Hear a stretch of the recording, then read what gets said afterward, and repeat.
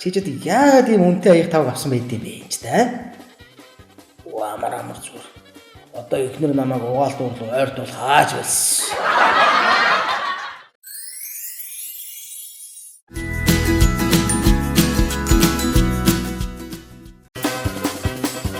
Захирлаа.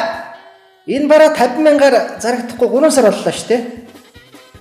70% хямдарсан үнэ гэж үчээд 60,000-аар тавьчих. Айл дороо зарагд.